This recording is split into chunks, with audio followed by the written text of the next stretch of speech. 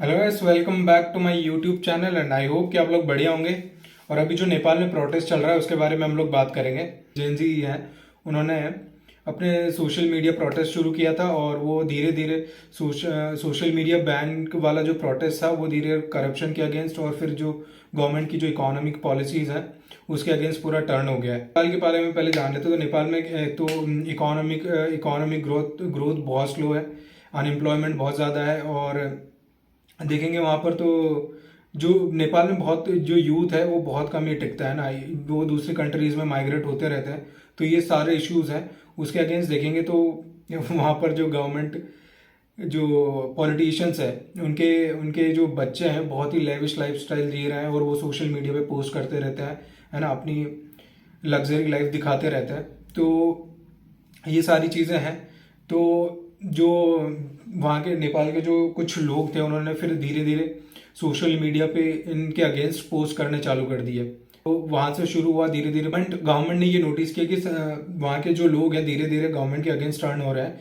तो उन्होंने 4 सितंबर को क्या किया कि जो भी सारे जो सोशल मीडिया प्लेटफॉर्म्स है, यूट्यूब, इंस्टा, ऐसे करके 26 सोशल मीडिया प्लेटफॉर्म्स है उनको बैन कर दिया।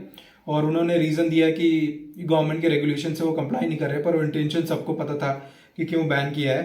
क्या हुआ कि लोगों की जो फ्रीडम ऑफ स्पीच थी, जो फंडामेंटल राइट होता है, जैसे अपने यहाँ इंडिया में freedom of speech fundamental right है, वैसे फ्रीडम वहाँ पर भी फ्रीडम ऑफ स्पीच हो गई। तो ऑब्वियसली उनका जो फ्रीडम ऑफ स्पीच है उन्होंने छीन लिया गवर्नमेंट ने। ये पूरा होने के बाद वहाँ पर एक एनजीओ है, हामी नेपाल नाम का जो एक एनजीओ है, उन्होंने डिस्कॉर्ड का यूज़ किया और धीरे धीरे उन्होंने क्या किया, प्रोटेस्टर्स को जो भी खाना, जो प्रोटेस्टर्स स्ट्रीट पे जो हो रहे थे उनके लिए खाना और पोस्टर बैनर वगैरह तैयार किए और वहाँ से शुरू हुआ प्रोटेस्ट। और उन्होंने ऐसा नहीं है कि सिर्फ सिंगल पार्टी को कि ये जो करंट गवर्नमेंट है इसको टारगेट किया, उन्होंने पूरे सिस्टम के अगेंस्ट पूरा प्रोटेस्ट ऑर्गेनाइज किया है।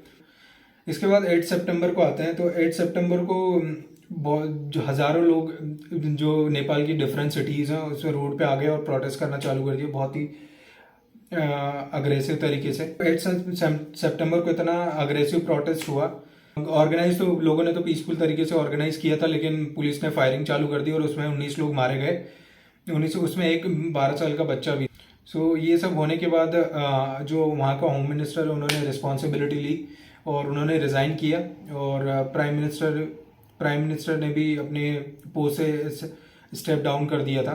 जो सिचुएशन थी आउट ऑफ कंट्रोल हो गई थी, वो रिज़ाइन और वो सब कुछ काम नहीं आ रहा था एंड वो बहुत ही वायलेंट हो गया था, सिचुएशन बहुत ही ख़राब हो गई। एंड देन धीरे धीरे लोगों ने जो कैबिनेट मिनिस्टर्स हैं, करंट गवर्नमेंट के जो कैबिनेट मिनिस्टर्स हैं, उनके घरों को टारगेट करना चालू किया, उनके घरों को चलाना चालू किया एंड धीरे धीरे उनके घर से लेके पार्लियामेंट में भी आग लगा दी उन्होंने। और बहुत ही सैड है सिचुएशन। तो ये सारी चीज़ें चल रही हैं अभी नेपाल में और अभी भी सिचुएशन जो है वो अभी डेवलपिंग है। तो देखते हैं आगे क्या होता है।